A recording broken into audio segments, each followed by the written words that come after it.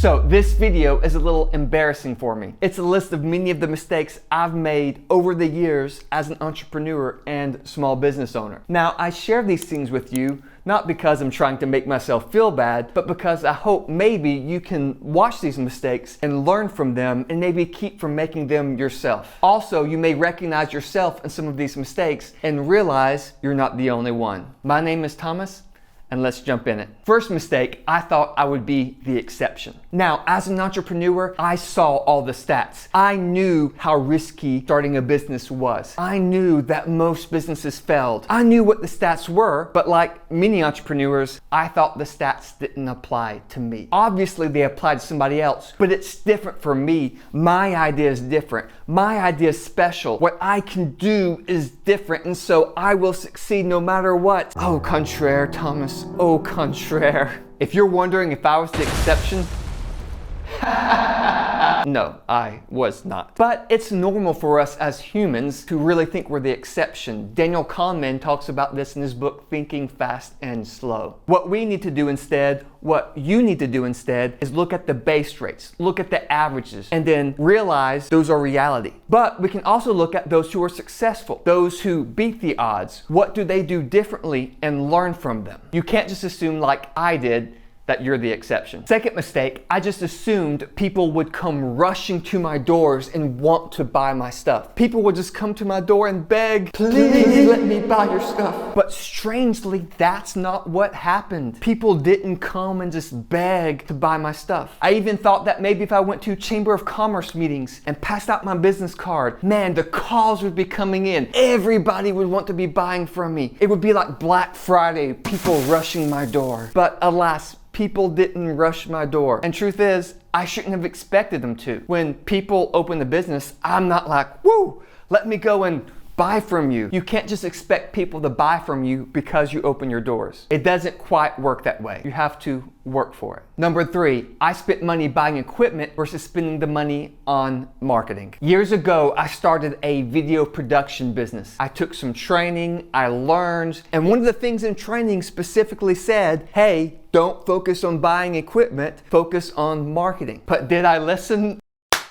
Oh, no. I had all these grand ideas of all the things I could do if I had my own video camera and if I had my own equipment. Oh, the places I would go with these ideas. So what did I do? I bought equipment, and then when it was time to market, I didn't have a lot of money to market. Now, don't get me wrong, I did make some sales here and there, but I really didn't do that well overall because I didn't market like I could have. And yes, I had lots of great ideas, but what I should have done is just focus on one, done it well, make it profitable, and then once that's going, then I could have started focusing on more versus thinking I could do it all together. Number 4, I lowballed my value. Now, I did this one in a couple of ways. One, I was afraid people I knew or other people wouldn't buy from me on what I thought it was worth or what my value was, so I undercut myself so that people would buy. But what happened when I did that?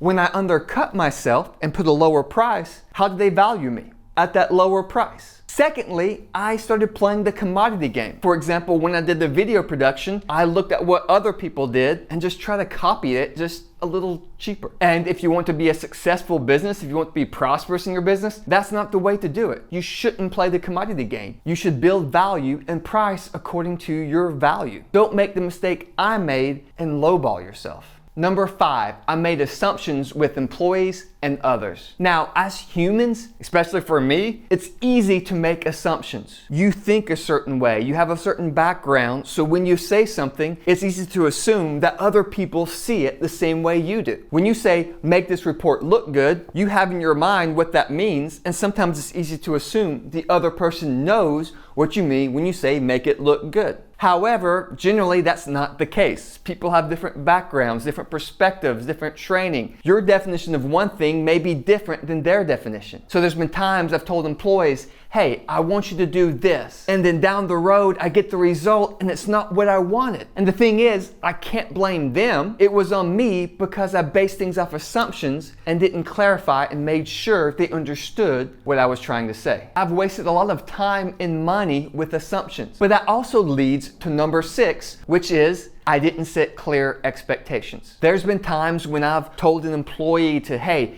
handle this right here. Go do the social media. Or, hey, I want you to edit this video, but I didn't set clear expectations of what I wanted from that. Again, a lot of that goes back to assumptions. And because I didn't set clear expectations and made sure they knew what I meant by, hey, make sure you handle the social media. Hey, respond this way. Hey, edit this video. And I didn't get the results I wanted because my expectations were unclear. If I had taken the time to make sure expectations were clear and that the other person understood, I would have saved so much frustration for both of us. Number 7.